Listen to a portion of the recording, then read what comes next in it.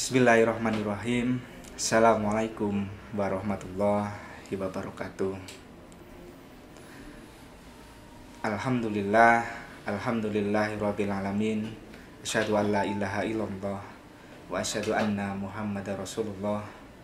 Allahumma sholli ala Muhammad wa ala ali Muhammad kama sholaita ala Ibrahim wa ala ali Ibrahim wa barik ala Muhammad wa ala ali Muhammad kama barokhta ala Ibrahim wa ala ali Ibrahim innaka Hamidum Majid.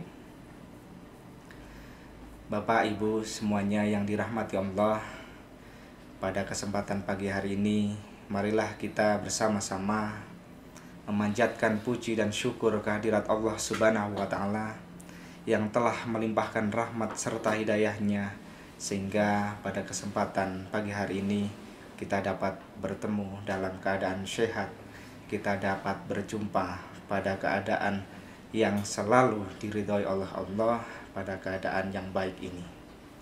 Sholawat serta salam selalu kita haturkan kepada Nabi kita, Nabi Allah, Nabi besar kita, Nabi Muhammad SAW, yang insya Allah kita sebagai umatnya akan diberikan syafaat di pada yaumul kiamah nanti, amin.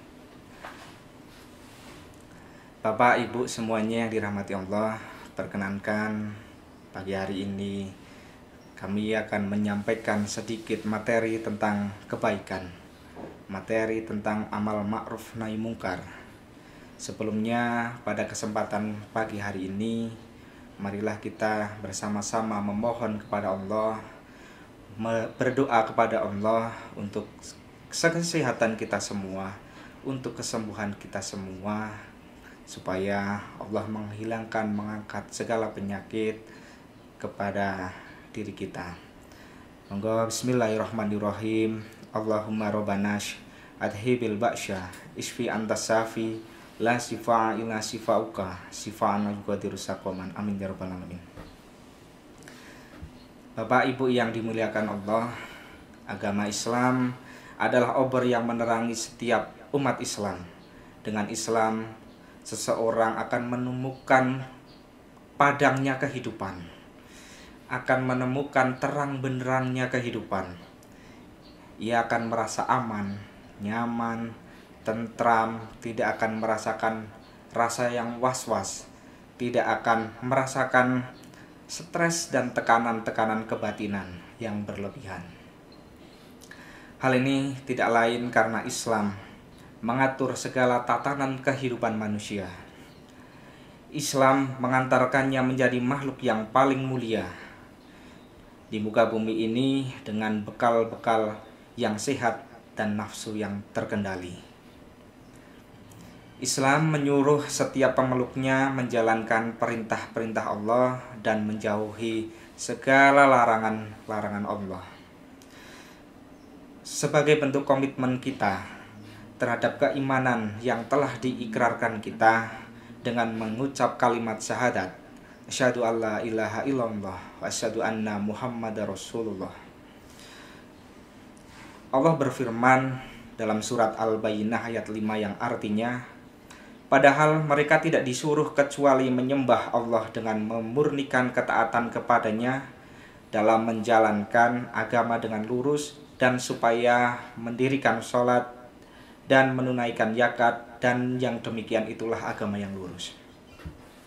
Dari ayat tersebut jelaslah bahwa kita diperintahkan untuk beribadah kepada Allah, mengerjakan perintah-perintahnya seperti sholat, zakat, dan yang lainnya hanya karena Allah.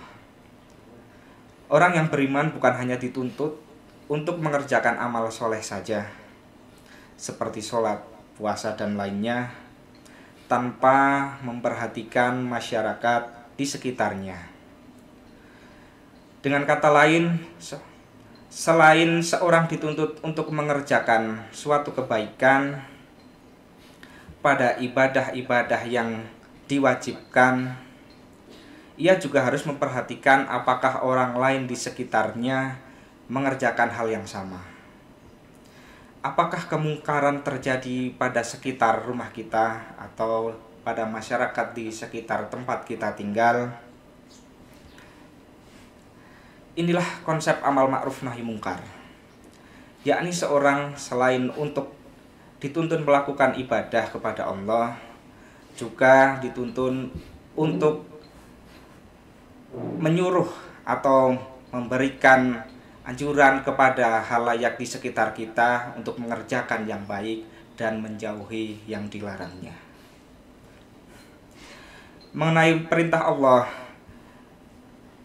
amal ma'ruf nahi mungkar, Allah berfirman dalam surat Ali Imran ayat 104 yang artinya, dan hendaklah dia di antara kamu segolongan umat yang menyuruh kepada kebajikan, menyuruh kepada yang ma'ruf, dan mencegah dari yang mungkar, mereka orang-orang yang beruntung.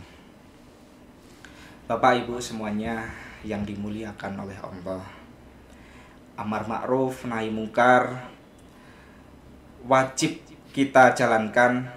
Dalam menjalankannya pun harus ada keseimbangan, yakni selain kita menyuruh kepada kebaikan, kita juga harus mencegah kepada keburukan. Kita juga harus melarangnya apabila di sekitar kita ada perbuatan yang buruk, perbuatan yang memang dilarang oleh Allah. Tidak hanya kita melakukan untuk diri kita saja, tetapi kita juga melarang kepada orang-orang di sekitar kita, atau saat kita mengetahui ketika melihat orang-orang tersebut melakukan keburukan. Misalnya kita menyuruh orang-orang di sekitar kita untuk beribadah kepada Allah, untuk sholat, untuk beramal baik lainnya. Kita juga harus melarang orang-orang di sekitar kita pada perbuatan maksiat, perbuatan-perbuatan yang berdosa, mungkin seperti judi atau yang lainnya yang memang dilarang oleh Allah Subhanahu wa Ta'ala. Diibaratkan pada suatu pesawat terbang. Pesawat terbang memiliki dua baling-baling pada sayap kanan dan kiri. Itu harus benar-benar berfungsi dengan baik, harus benar-benar bisa menyala. Karena pada hakikatnya pesawat terbang itu tidak bisa hanya satu mesin di sebelah kanan saja, karena pasti pesawat itu tidak akan bisa terbang. Apalagi kalau ada masalah pada baling-baling satunya, tidak nyala atau ada kerusakan, pasti akan menjadi fatal. Pasti akan menjadi suatu kecelakaan dan pesawat itu akan menjadi jatuh. Sama dengan apa yang kita lakukan, dengan apa yang kita perbuat, kita tidak hanya melakukan kebaikan dan menyuruh kebaikan saja, tapi kita juga harus menyuruh untuk tidak berbuat yang mungkar, agar keseimbangan hidup kita akan menjadi lebih baik, akan berjalan dengan semestinya, akan mendapat ridha Allah tentunya. Amin ya rabbal alamin. Allah menjelaskan dalam Al-Quran bahwa amar ma'ruf nahi mungkar adalah hal yang mutlak untuk dijalankan. Bila seorang di sekitar kita berbuat kemungkaran atau tidak berbuat kebaikan sedangkan kita mengetahuinya, kita wajib untuk memberitahuinya. Karena bila tidak, kita akan menerima akibatnya. Kita akan ikut terkena murka atau azab Allah. Meskipun kita sendiri rajin beribadah, kita rajin mencari pahala, kita berbuat kebaikan, tapi apabila kita melihat yang mungkar, kita membiarkannya, kita juga akan menerima akibatnya. Mengenai hal ini Allah berfirman, dan peliharalah dirimu daripada siksaan yang tidak khusus menimpa orang-orang yang zalim saja di antara kamu, dan ketahuilah bahwa Allah amat keras siksaannya. Quran Surat Al-Anfal ayat 25. Dari ayat tersebut sudah jelas bahwa siksa Allah bukan khusus bagi orang yang durhaka kepada Allah saja, para ahli maksiat dan penggila dosa saja. Kita juga akan terkena azab Allah bila kita diamkan saja dan tidak mau beramar ma'ruf nahi mungkar, padahal kita mengetahuinya. Namun sebaliknya, Allah akan memberikan apresiasi yang besar terhadap orang yang mengajak suatu kebaikan, bahwa baginya pahala sebagaimana pahala orang yang diajak berbuat baik dan melakukan kebaikan tersebut. Nabi Muhammad SAW pernah bersabda, siapa yang mengajak seorang pada kebaikan, maka baginya pahala seperti orang yang melakukannya. Hadis riwayat Muslim.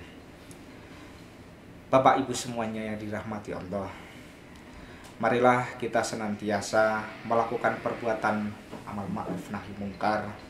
Kita senantiasa melakukan yang ma'ruf dan menjauhi hal yang mungkar, agar keimanan, keislaman kita terjaga dengan baik dan mendapatkan ridha Allah Subhanahu wa taala. Amin ya rabbal alamin. Mungkin cukup itu yang dapat kami sampaikan. Sajian materi tentang amal ma'ruf nahi mungkar.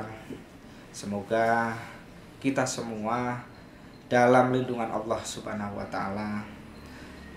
Sebelum kami tutup acara pada pagi hari ini, materi pada pagi hari ini, marilah kita bersama-sama membaca doa kafaratul majelis. Subhanakallahumma wa bihamdika asyhadu alla ilaha illa anta astaghfiruka wa atubu ilaih. Ada kurang lebihnya saya memohon maaf yang sebesar-besarnya, karena lebih dan kebaikan itu murni milik Allah, dan untuk kesalahan, keburukan itu ada pada kami. Astaghfirullahaladzim. Wabillahi taufiq wal hidayah. Assalamualaikum warahmatullahi